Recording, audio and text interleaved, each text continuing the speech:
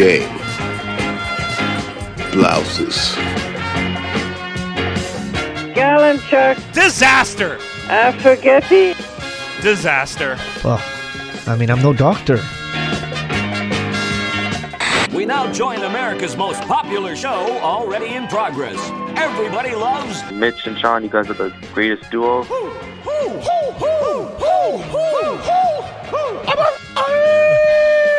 Fantastic. That team sure did suck last night. They just plain sucked. I've seen teams suck before, but they were the suckiest bunch of sucks that ever sucked.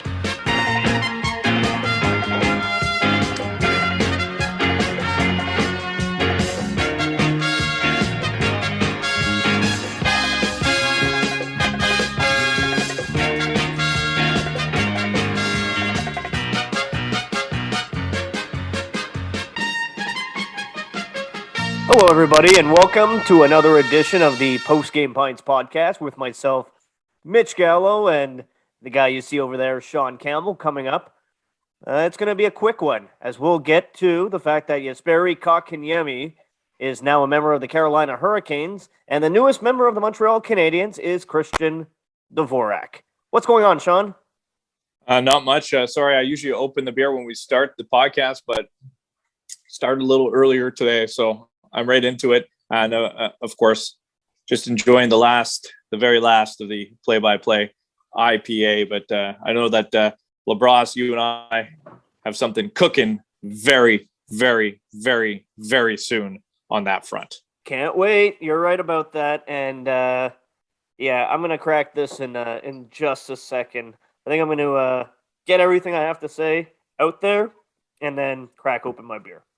All right, so let's put it on. It's another 5-minute post-game show courtesy of Post Game Pints, and it's a post-game of the week of speculation. So why don't we start things off? Put it on the clock right now. We're already moving. 5 minutes. Jesperi Kotkaniemi, he is now a member of the Carolina Hurricanes, a one-year, $6.1 million offer sheet. We spoke about it on the last one where I really thought that they were going to match.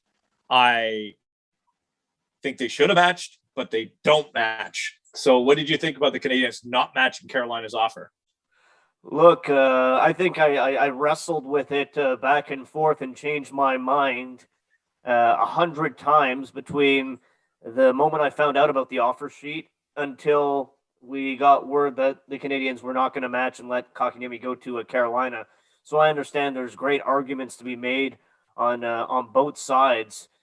Judging by what I heard from Mark Bergevin, it doesn't sound like it was much of an internal debate at all. $6.1 million, straight up too much money for that player. So they get to Dvorak, who they like as well, and we'll get to him in a second. Lower cap hit than Kotkaniemi. So financially, it makes sense with the Canadiens' cap structure.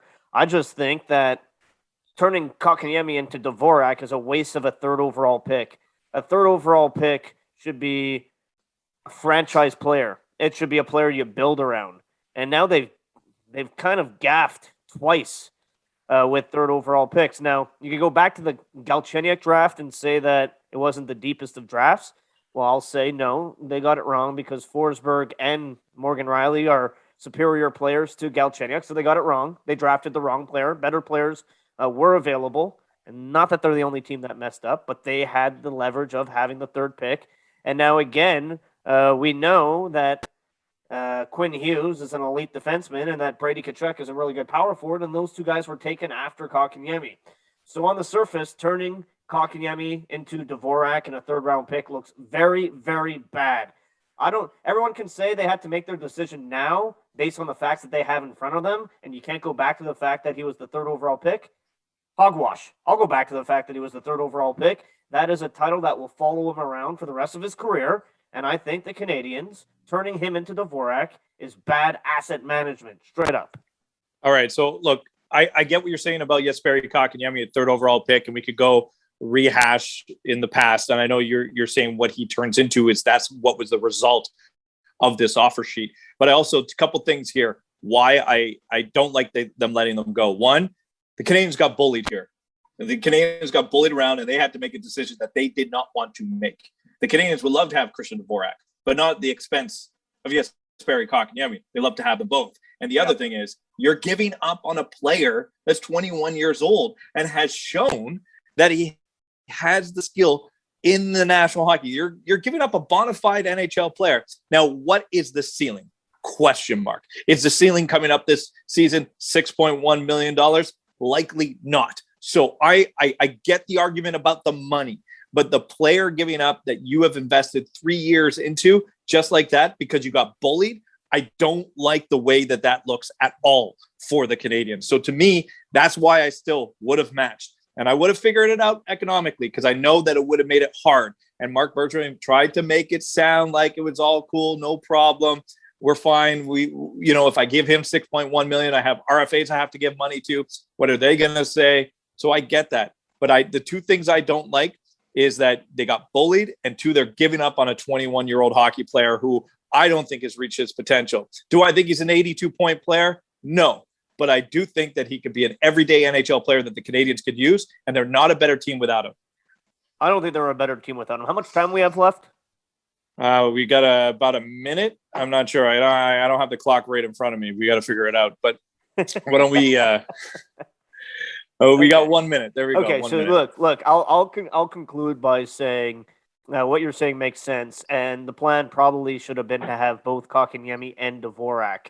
You weren't going to be able to do that if Kotkaniemi was making $6.1 million. No. And Carolina bullied them because they probably were thinking about $2.5 or $3 million for that player over 2 years. So, yeah, I think the best case scenarios here present themselves to Carolina.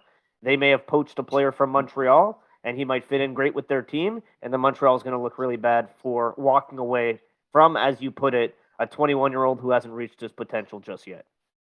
Yeah, but look, everything I don't like about it can change.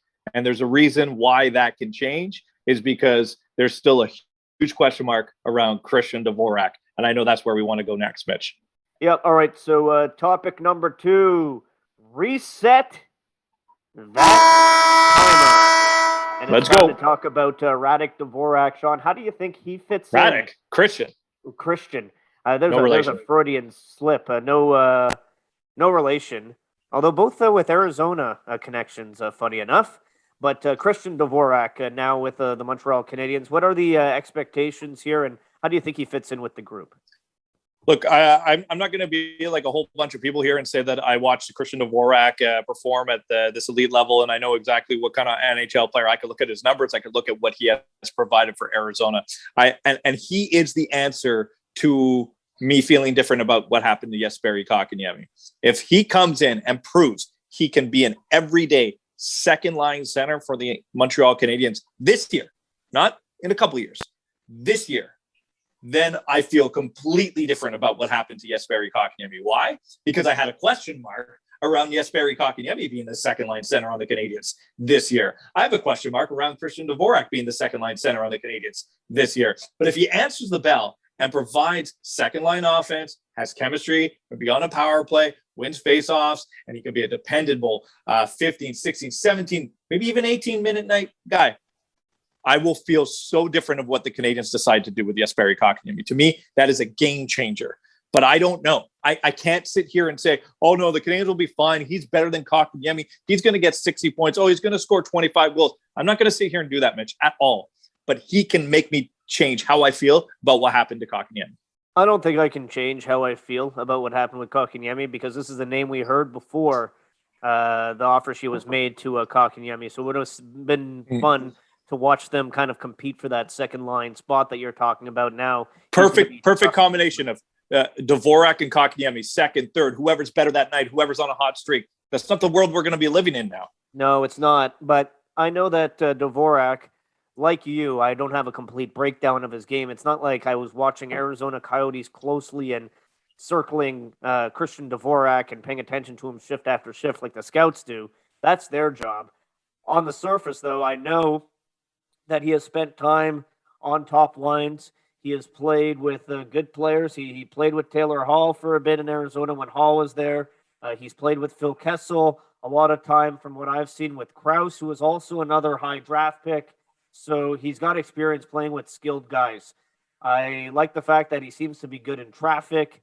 And I think the most reassuring thing that I heard from his press conference on Monday was the fact that he models his game after Patrice Bergeron. Anytime I hear that, my eyes light up and my ears perk up, because that is the perfect player to base your game on if you want to be a complete player at both ends of the ring. So we know he takes pride definitely in the defensive side of things, which is something they lack without having Phil Deneau.